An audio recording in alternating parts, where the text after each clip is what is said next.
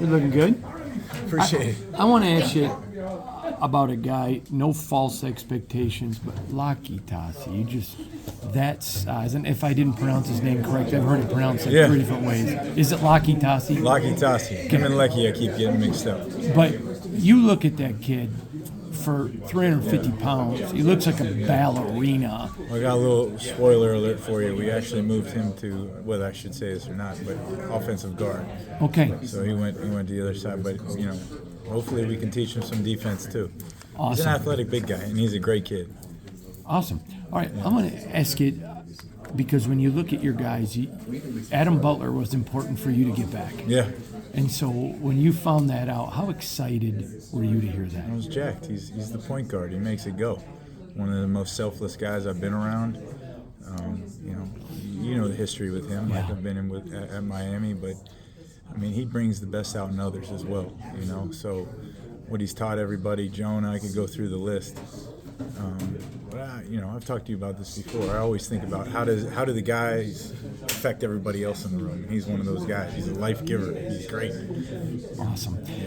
JJ Pegues, just another big monster, athletic. I mean, as soon as they picked him, I thought Robbie Leonard's looking at a piece of clay now. He gets to mold. How excited are you about that kid? No, I'm excited. Both rookies. I was going to ask you about Tonka next. JJ's strong as. He's really strong. Yeah. He's really strong. He's built like, he has great feet. He's crazy. Like, you ever watch this kid throw the football? Like, he's a former quarterback. Like, it's really impressive. But he's played a lot of spots. He's played offense, defense, defensive end, defensive tackle. So it's just really honing in on, hey, let's just do this well and see what he becomes from there. How rare is it, Robbie, to get a young man with that size and that athleticism? Like JJ? Yeah. It's the most unique thing about him to me is his feet. Like he moves like a running back, and it is different. He's built different. Like he's low to the ground. He has great natural leverage, great footwork. It's kind of just tying it all together. But it's pretty rare. It's pretty rare, especially at that point in the draft, in my opinion. Right. Tonka Hemingway. Yeah. First of all, what a great name for a defensive lineman. Tonka and Tank. I know. Hard keeping both these dudes right. So when you look at Tonka, not the same. I'm not saying that, but he has some similarities to Halati Nada. Not the same. I'm not saying the same, but some similarities. When you look at him, there's a lot to like about that kid, isn't there? Hall of Fame. Haloti is Haloti was huge. You know what I mean? Right. Nose like Tonka is athletic. Slightly like bow-legged, But what I meant was they're just space eaters. Where they are, they own it. Yeah. That's why I said different game, but when you watch Tonka, this is my spot. I'm not moving. Can I be honest? I kind of see it a little bit. He's better on the move than he is right now. He's athletic. You know what I mean? Are you surprised a little bit by that? No. That's kind of what I thought he was, more than like a true two-gap and nose, kind of like Jank. Like he ain't nothing like Jank. He's more like Adam if he is, Jank. Yeah. If that makes sense. Yeah, it does. Yeah. All right, Tank. You mentioned the guy. I mean, talk about Tank. All these rookies are really quiet, believe it or not. I don't know what it is, but humble, works hard, very observant. Kind of knows his role for a young guy. He's kind of different from them because he knows exactly who he is. Like there's your Haloti Nada comparison. Okay. I can't believe I'm comparing to Haloti Nada. I mean, it's one of the best ever. But he's built more in that role. Rookie coming along, we'll see. And their evaluation doesn't come until training camp. Can't hit anybody anyway. So they'll shine in training camp. So I told him that yesterday. But he's great. He's in a good spot. Are you, this time of year, since there is no hitting, Robbie, are you spending more time with Twitch, teaching to get off? What are you working on the most now? Individually? Yeah. I treat it all the same. Okay. Pads or no pads. I'm like, you get 8 days in pads, and that's not enough for me. So when we're working against each other, Obviously got to follow protocol, you know what I mean? But yeah, we work pass rush, but it's all the same. I want them to not feel a big change or big, hey, now we got pads on, we got to do something different. Like, no, I want to cuss. Sorry. You screw that. Like, it's all the same to me. When we go out to practice first team, good on good, yeah, there's a certain, like, we got to take care of each other and practice smart every day, hitting practice etiquette of not killing the quarterback or staying off the ground and stuff like that. But I try to accomplish a lot of that individually. You are the driving the train of the Malcolm Coots fan club. I know you love that kid, and I'm just curious to see him back. Just no quit in him. How proud are you just for him to get back to this point? No, I'm extremely proud. Just glad we got him back. You know what I mean? That was a fight. I wasn't sure. It's hard living in that gray. Yep. And he brings an energy again. I think it's like the subtlety of it that you don't expect, and it's awesome. Like I always look at that, how they affect the unit, and he's one of those guys because he doesn't say much. You know what I mean? And when he's rolling and when he's hot, like everybody's excited, the energy's right, and on top of being very talented. What's it been like coaching with Pete? With Pete? Yeah.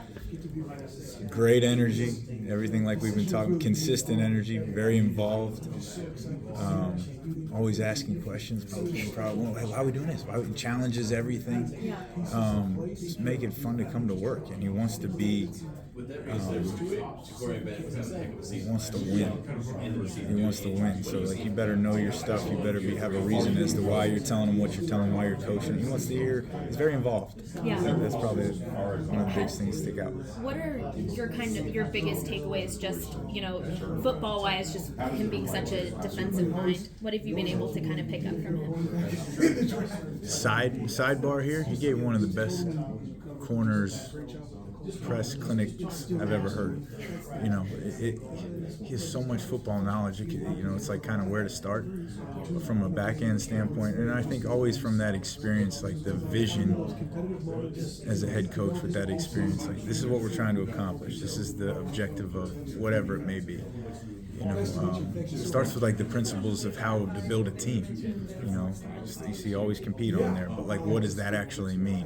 What are the 3 rules? What do those actually mean? Why? Where they come from? I think it creates deeper meaning for the players that it matters. And then us as coaches doubling down on those things. When there's clarity at the top, it's easy.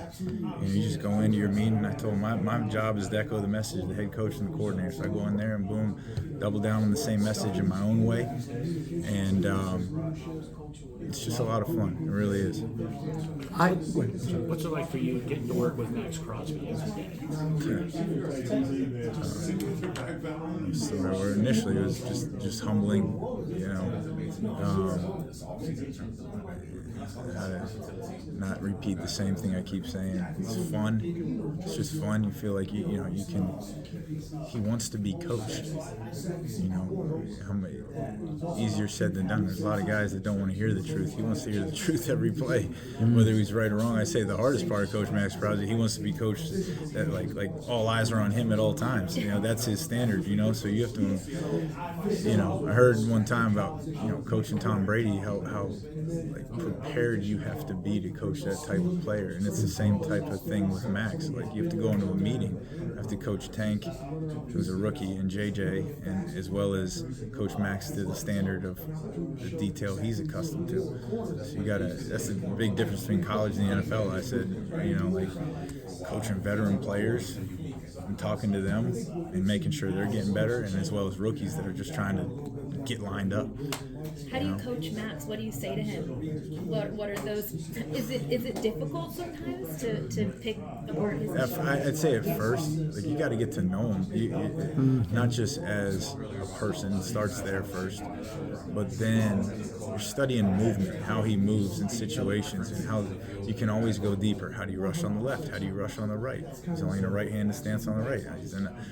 He's in a right-hand stance all the time. Okay, what's his width? And he can process all that information at the top of the rush, your hand placement. You can be very specific with him, what he does best, what he doesn't do best. Hey, go back to, I call it his fastball. Go back to the fastball rush. And he knows what that means. That's the number one move he has on the edge on the left. That's like kind of home base. And then how do we build off of that? So just, when you've played as much football as him and put it on tape, I always watch him as what would I do versus him if we had to block him. What are the answers? I'm trying to stay ahead, of how you would be handled. Yeah. Tyree, when they first picked him, they had told me they were looking at year one as a red shirt to let him get healthy. He wasn't healthy the entire first year. Obviously, we know what happened with other players he had to play. But last year, essentially, when they drafted him was where they looked to be his rookie year. Yeah. Where do you think he is, in my opinion, based on how they picked him, coming into year two, a real year two? Yeah. I think I said the same thing last year about his mindset and his mentality, but it's confidence. Yeah. You're seeing his confidence come along. You're seeing more consistency. I think good players can always give back to you what just happened in that play. He's realizing, okay, my eyes weren't in the right spot. I was too tight on that rush. Whereas in the first 2 years, even last year, even though he was a little bit more confident, he still couldn't tell you exactly what happened. Slow down maybe a little bit? Yeah, the game's starting to slow down. That would be an easier way to say it. I talked with him about this, but when I went back and watched all the film of last year, so especially against Patrick Mahomes in Kansas City, he was all over him and would have missed a couple of sacks. Yeah. Technique-wise, he was there. Yeah. That's part of the confidence process. Okay, now you can get there. Now you got to master the technique. Is that correct? That's 100% correct. The fact of the matter is, the first year he couldn't get near the quarterback. Right.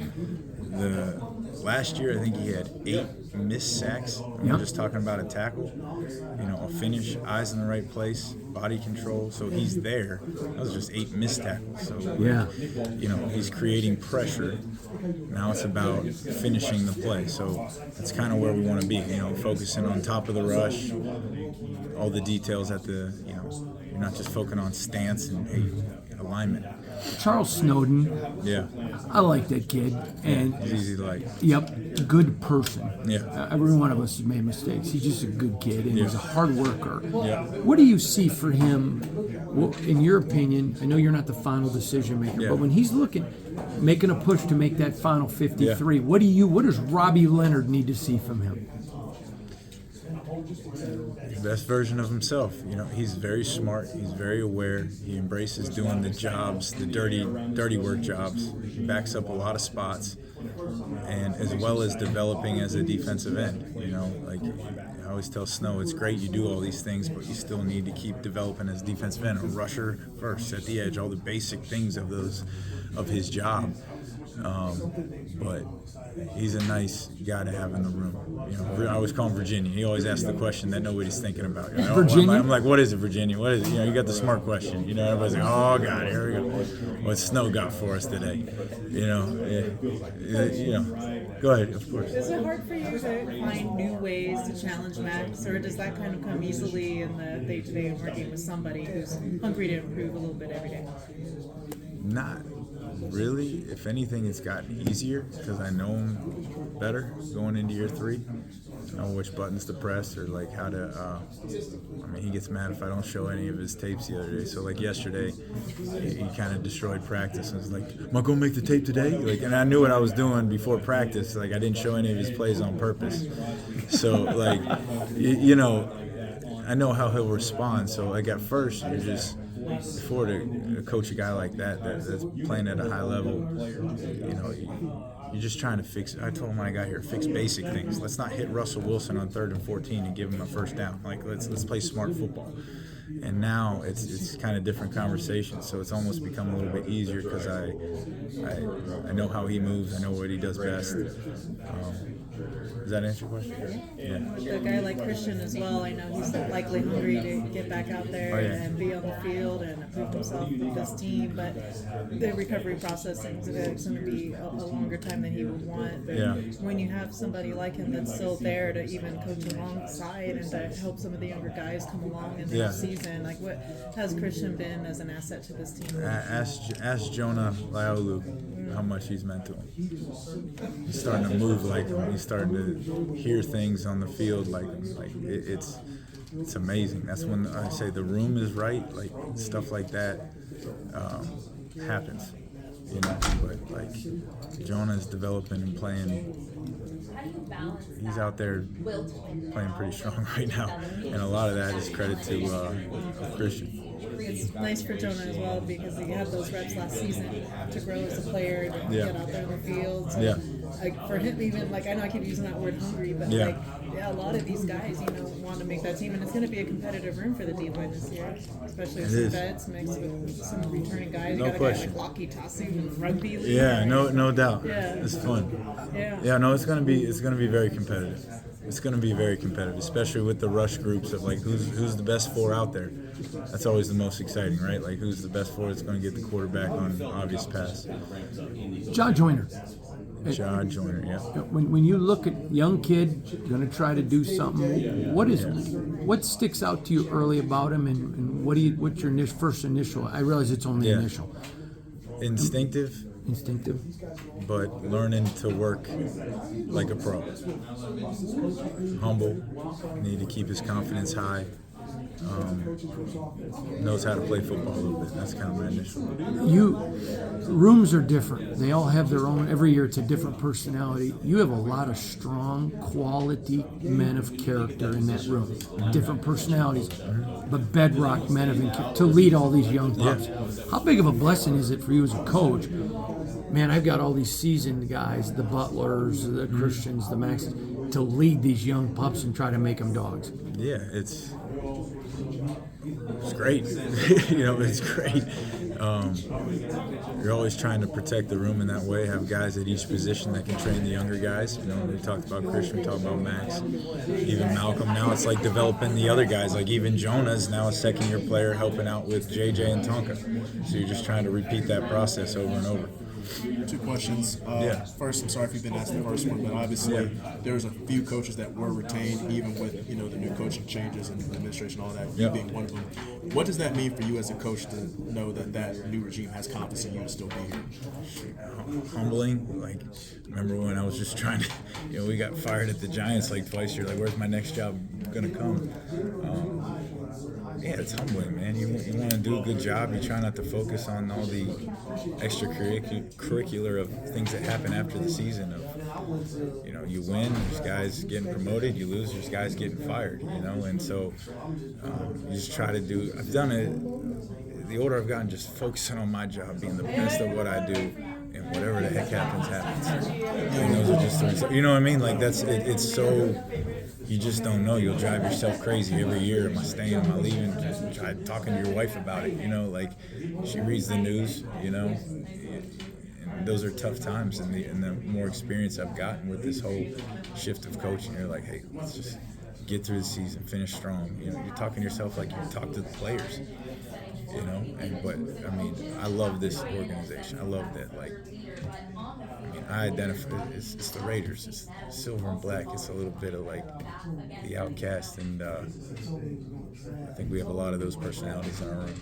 The other question was, I'm not sure necessarily if you see the defensive side or the offensive side of what you're going to do with Lockie, the international pathway player. Yeah. Just your first impressions of him, would you say?